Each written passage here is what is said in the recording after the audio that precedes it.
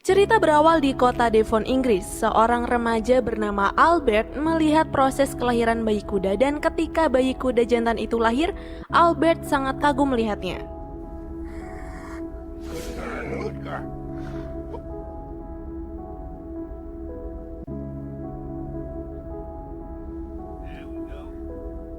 Kuda jantan itu memang sangat menarik, tidak hanya terlihat kuat, tapi penampilannya juga unik.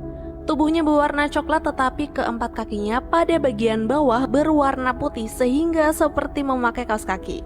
Dan di kepalanya juga ada tanda segitiga berwarna putih. Albert tak henti-hentinya melihat perkembangan kuda jantan tersebut dan berkeinginan untuk memilikinya.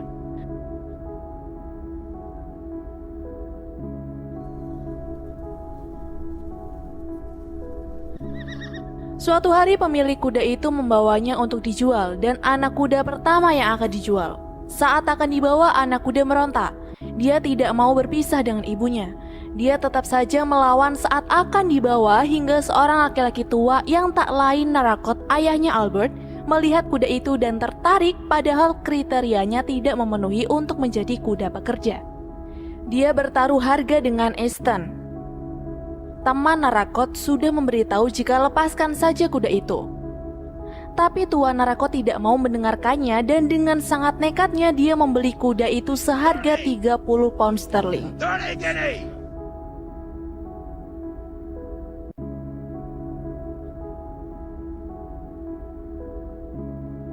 Saat pulang ke rumah, ibu Albert marah karena tingkah bodoh suaminya. Membeli kuda dengan harga yang sangat mahal padahal kuda itu tidak bisa menjadi kuda pekerja. Ia tentu marah karena jika suaminya itu tak bisa membayarnya, semua harta yang mereka miliki akan hilang. Tapi Albert berusaha untuk menenangkan ibunya dan berjanji akan mengajari kuda itu sampai dia bisa menjadi kuda pekerja. Keluarga Albert memang saat itu sedang dalam masalah besar tentang hutang pada Lyons. Di hari itu juga Albert langsung mendekati kudanya.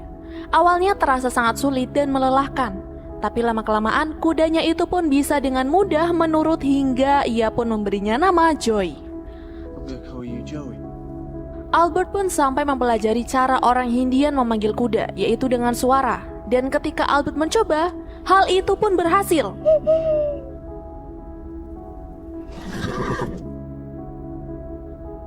Tak lama kemudian laki-laki bernama Lyons itu datang untuk menagih hutang. Tuan Narakot hanya membayar setengahnya dan jika tidak segera dilunasi maka semua perkebunan milik Tuan Narakot akan disita. Tuan Narakot yang hilang kesabaran langsung menuju ke lumbung, mengambil peralatan untuk dipakaikannya ke Joey. Bahkan ia akan menembak kuda itu. Pak, istighfar pak, maneh nu meli sorangan, arek ditembak sorangan, rugi atuh belaguksnya. Albert pun langsung menahannya. Dia berkata dengan sangat lembut kepada ayahnya itu jika dia akan berusaha mengajari Joey. Setelah ayahnya tenang, kini saatnya Albert mulai mengajari Joey untuk membajak. Di lahan yang penuh dengan bebatuan, ayahnya, Tuan Lyons, dan semua warga ikut menyaksikan apakah kuda itu bisa membajak atau tidak. Saat menyaksikannya, tanah itu tak tersentuh sama sekali. Hinaan juga kini Albert terima dari Tuan Lyons. Tapi dia tak menyerah. Dengan seluruh tenaganya dia terus mengajari Joey hingga akhirnya Joey berhasil membajak tanah bebatuan itu.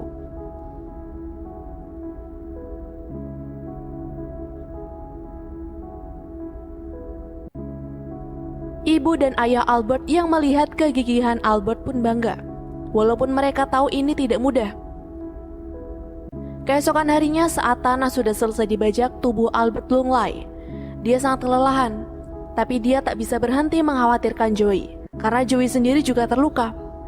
Saat ibunya sedang mengobati luka Albert, dia menunjukkan siapa ayahnya dulu sebelum menjadi pemabuk seperti sekarang.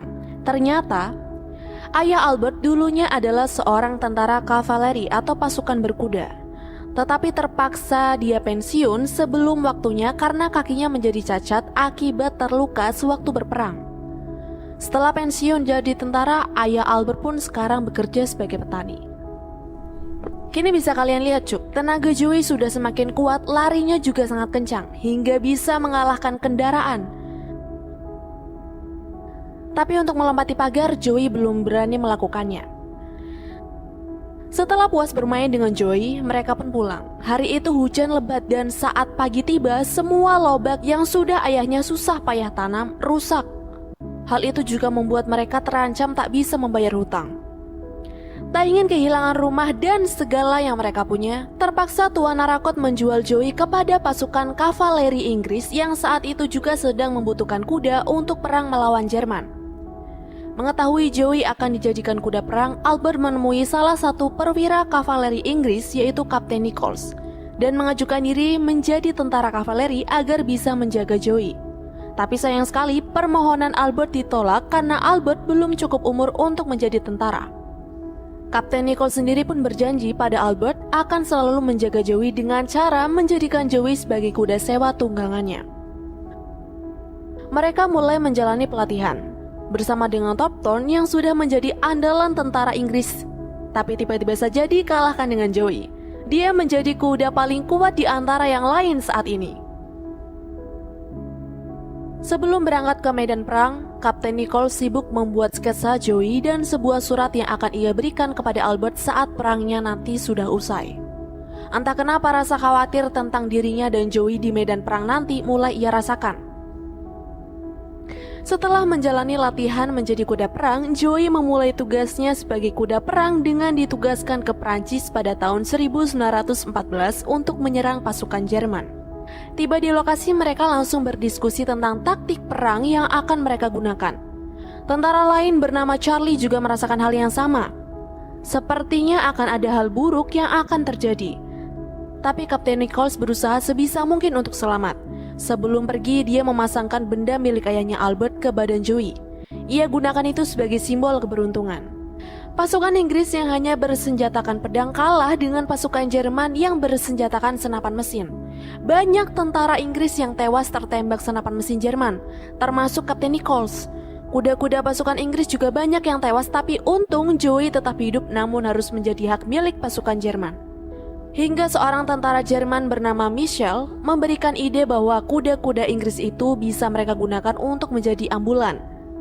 Michel dengan susah payah memasangkan kekang kuda kepada Topton, tapi akhirnya berhasil berkat bantuan dari Joey.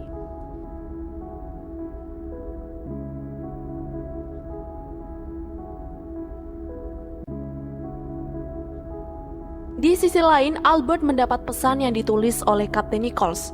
Dia awalnya sangat senang melihat sketsa Joey, tentu karena dirinya kini sangat merindukan kuda kesayangannya itu. Tapi saat melihat surat dan mengetahui jika Kapten Nichols kini telah gugur, ekspresinya berubah. Dia tentu berpikir jika mungkin Joey gugur bersama dengan Kapten Nichols di medan pertempuran.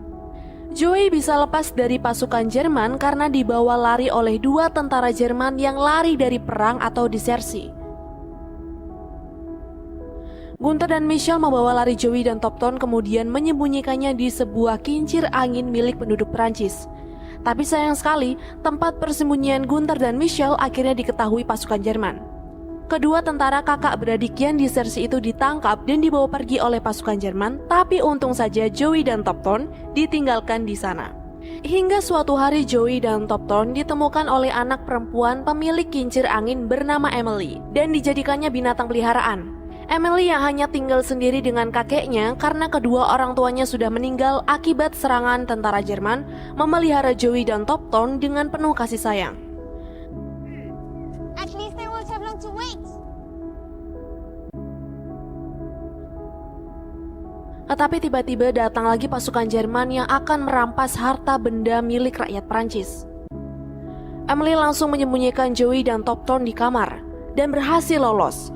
Walaupun mereka harus kehilangan semua hasil perkebunan yang mereka rawat susah payah.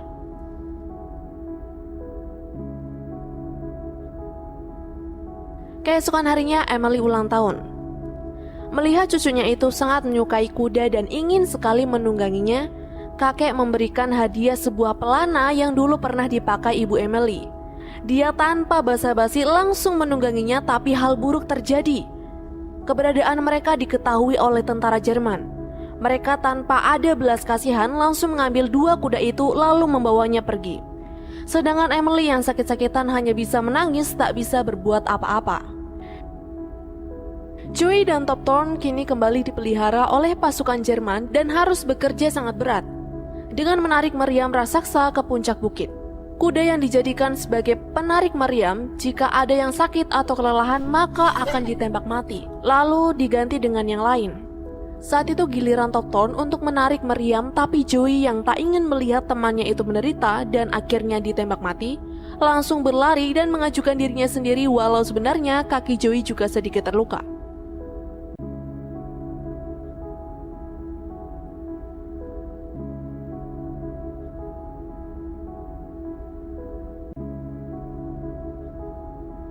Empat tahun kemudian, tepat di tahun 1918, Joey dan Top Thorn bersama pasukan Jerman diserang oleh pasukan Inggris. Pasukan Jerman yang memang sudah mulai kalah lari kocar-kacir meninggalkan kuda-kudanya. Joey terpaksa melarikan sendiri karena Top Thorn kini sudah mati kelelahan. Impresif debak luar biasa. Joey bisa lari di antara pasukan Inggris dan pasukan Jerman yang saling menembak. Tetapi pelarian Joey terpaksa terhenti karena tersangkut pada kawat-kawat berduri.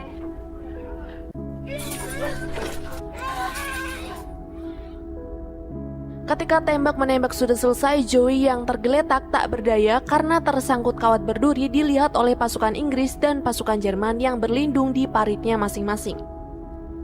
Tentara Inggris dan tentara Jerman walaupun ingin menolong Joey, tapi tidak ada yang berani keluar dari paritnya karena takut tertembak.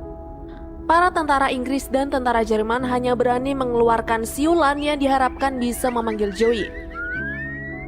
Tapi Joey tentu saja tidak bisa dipanggil dengan siulan-siulan itu karena hanya siulan dari Albert lah yang bisa memanggilnya. Sebenarnya pada saat itu ada Albert yang sudah menjadi tentara Inggris. Tapi sayang sekali Albert tidak tahu telah bertemu dengan Joey karena matanya untuk sementara waktu buta terkena gas beracun Jerman. Sampai suatu ketika seorang tentara Inggris bernama Colin nekat keluar dari parit untuk menolong Joey dengan membawa bendera putih berharap tidak ditembak oleh tentara Jerman. Untung saja tentara-tentara Jerman tahu etika perang sehingga mereka tidak menembak Colin. Tapi Colin tetap saja tidak bisa menolong Joey karena tidak membawa tang untuk memotong kawat berduri itu. Tak diduga datang seorang tentara Jerman bernama Peter dengan membawa tang. Colin dan Peter berhasil membebaskan Joey tapi terjadi perdebatan. Siapa di antara mereka yang akan membawa Joey? Untungnya pertentangan itu bisa diselesaikan dengan damai, yaitu dengan undian melempar koin.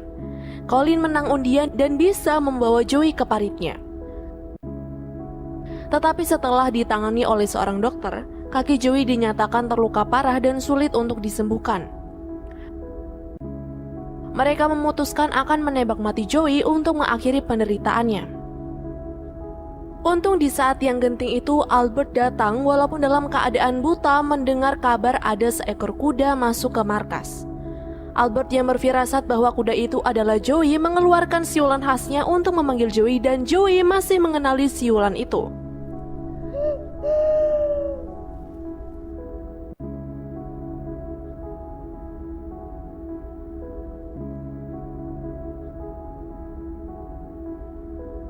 Lebih menggembirakan lagi, Albert bisa meyakinkan komandannya bahwa Joey adalah kuda yang dipeliharanya sejak kecil. Albert juga bisa menceritakan tanda istimewa di tubuh Joey, dan terbuktilah bahwa Joey adalah milik Albert. Tanpa basa-basi, dokter dan para perawat akhirnya bersedia merawat Joey sampai sembuh.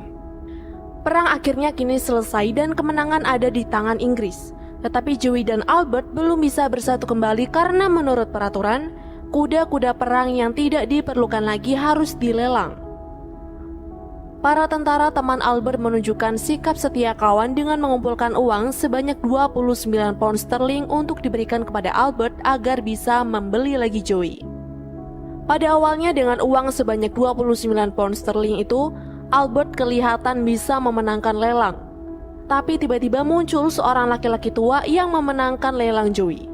Dia berani membeli Joey dengan harga 100 pound sterling. Laki-laki tua yang berhasil membeli Joey itu ternyata adalah kakek Emily, tapi Emily sendiri sudah meninggal dunia.